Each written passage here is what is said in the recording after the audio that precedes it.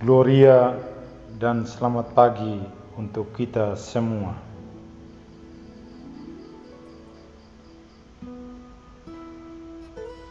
Pada pagi hari ini, tanggal 6 Februari 2021, saya hadir di tengah kita semua lewat renungan pagi.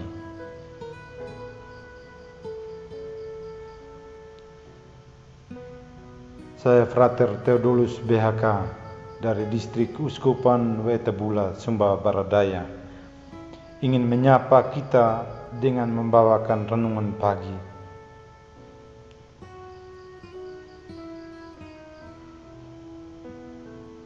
Pada hari ini juga gereja merayakan peringatan Santo Paulus Miki dan kawan-kawannya. Ia adalah seorang martir. Mari kita masuk dalam lubuk hati kita masing-masing dan bersama-sama berdoa dan merenungkan bacaan pada pagi hari ini.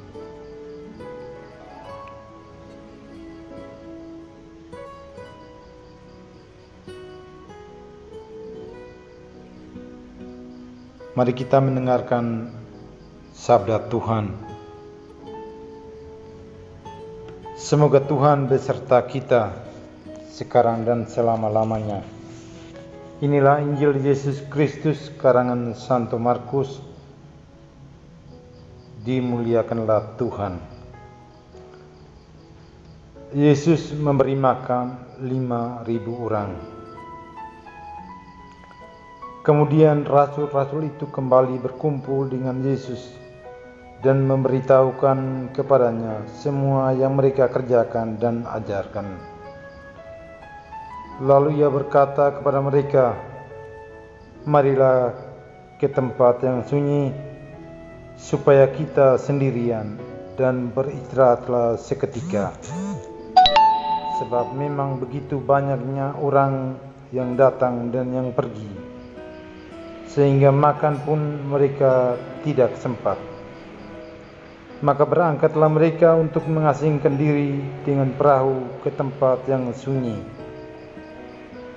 Tetapi pada waktu mereka bertolak, banyak orang melihat mereka dan mengetahui tujuan mereka.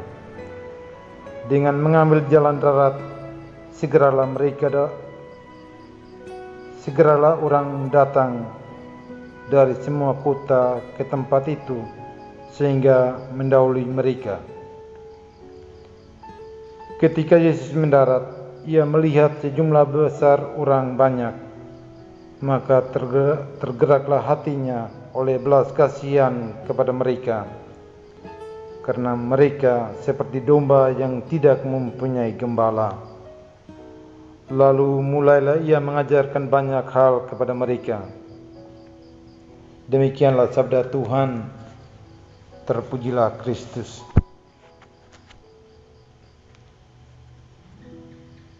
Gloria untuk kita semua.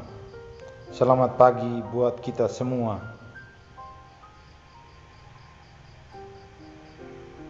Khususnya anggota THS-THM dimanapun berada. Semoga Tuhan selalu memberikan yang terbaik untuk kita semua. Setiap tanggal 6 Februari gereja memperingati seorang santo, yaitu Paulus Miki. Beliau adalah seorang martir. Beliau berasal dari wilayah Setsu, Jepang.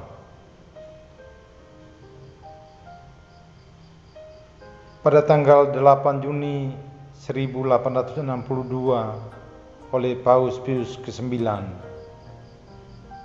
Paulus Miki dinobatkan menjadi seorang santo. Santo Paulus Miki adalah tipe seorang yang peka akan kehidupan orang-orang kecil dan tertindas. Rasa empati dan belas kasihan kepada orang kecil inilah yang hadir dalam kehidupan seorang Santo Paulus Miki.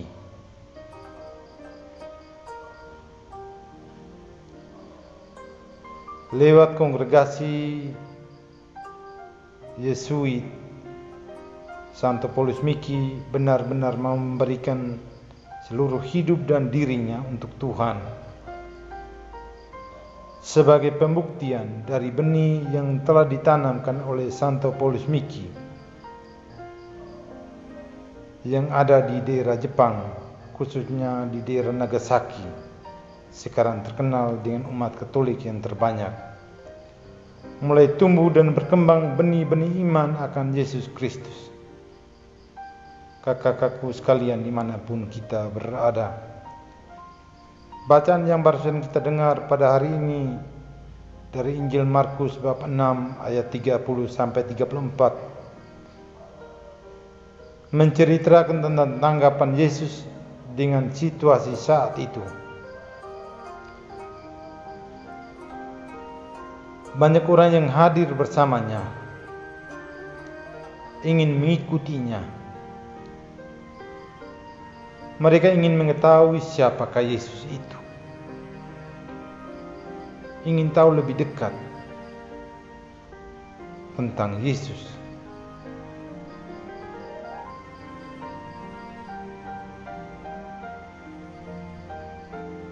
Yesus peka untuk membaca keadaan sekitarnya. Dalam keadaan letih dan lesu, Yesus masih mau memunculkan rasa simpati dan juga belas kasihan yang sangat dalam kepada orang-orang yang ikut bersamanya. Seluruh kehidupan Yesus hanya diberikan untuk umat manusia. Kakak-kakakku sekalian, ada beberapa poin yang bisa kita renungkan dari bacaan Injil Markus yang barusan kita dengar bersama. Yang pertama, ajakan Yesus terhadap murid-muridnya. Mari kita ke tempat yang sunyi. Yang kedua, rasa belas kasihan kepada orang banyak. Yang ketiga, seperti domba yang tidak mempunyai gembala.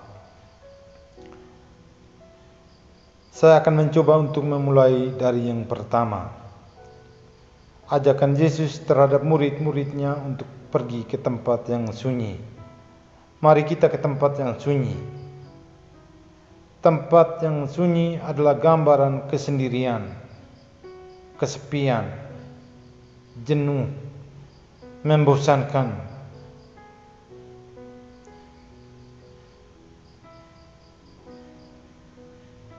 Hal ini sangat bertentangan dengan kehidupan zaman ini. Dunia sudah berkembang dengan alat-alat teknologi dan penuh dengan kegembiraan. Kadang-kadang manusia bosan untuk tinggal sendirian, apalagi pergi ke tempat yang sunyi. Tempat yang sunyi bagi orang-orang zaman ini adalah sebuah ilusi. Yang menjadi pertanyaan buat kita lewat renungan ini adalah, mampukah kita untuk berdiam diri dalam kesunyian? Masuk di dalam hati kita masing-masing untuk merenungkan dan menghadirkan Allah di dalam hidup kita. Yang kedua, rasa belas kasihan kepada orang banyak. Kata belas kasihan itu mudah untuk diungkapkan, namun sulit untuk dilaksanakan. Kadang belas kasihan itu juga hanya terjadi pada orang-orang yang kita kenal atau kepada orang-orang yang kenal dengan kita. Belas kasihan juga kadang hanya nampak pada saat-saat tertentu. Misalnya, kita mempunyai jabatan tertinggi dalam satu organisasi atau jajaran pemerintahan atau dalam satu bidang pemerintahan, pasti kita mendapat belas kasihan dari orang-orang kecil. Bukan kita yang menaruh belas kasihan pada orang-orang kecil, tapi orang-orang kecil yang menaruh belas kasihan kepada kita, karena mereka ingin mendapatkan sesuatu perhatian dari kita orang-orang besar.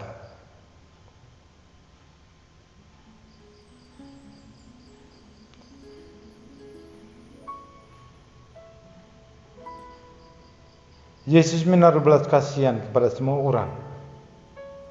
Dia tidak pernah memandang bulu dengan siapa dia berada, situasi seperti apa, itu tidak terbayang dalam pikiran Yesus. Yesus hadir untuk semua orang, orang miskin, orang kaya, orang buta, orang tuli, anak kecil, orang dewasa, tua, muda, besar, kecil. Sungguh mengharukan kalau kita diminta untuk memberi sedikit yang kita punya kepada orang-orang kecil.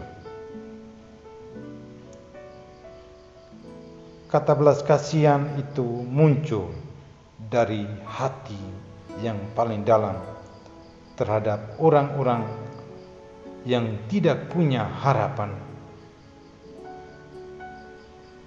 terhadap orang-orang yang hina dina, bukan terhadap pejabat-pejabat agar kita mendapat kedudukan.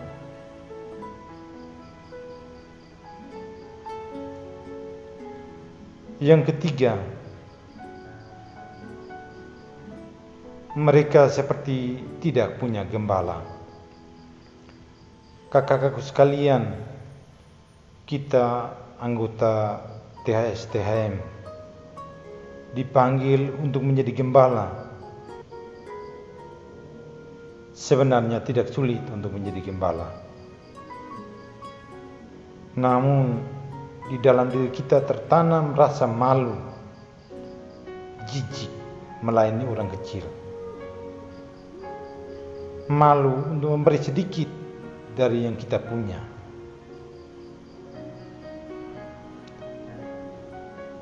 Padahal yang diminta oleh Yesus bukanlah harta, bukanlah uang, tapi cinta, sapaan, teguran, nasihat, kunjungan.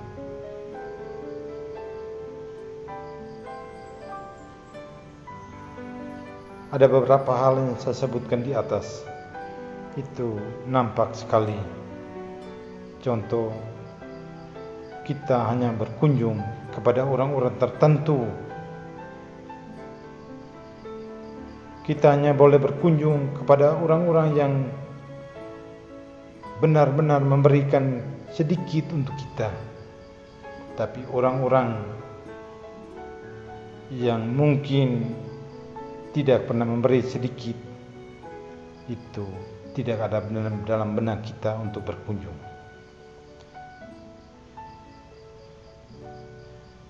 Di akhir renungan singkat pada pagi hari ini, kakak-kakak sekalian, saya hanya berpesan agar kita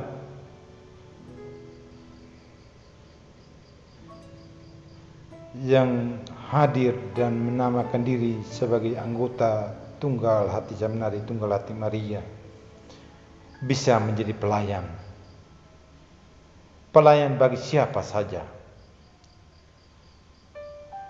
Pelayan bagi orang-orang yang ada di sekitar kita, dengan tidak memandang siapa dia. Semoga dengan renungan pagi ini membawa kesejukan bagi kita semua. Amin. Deo gracias.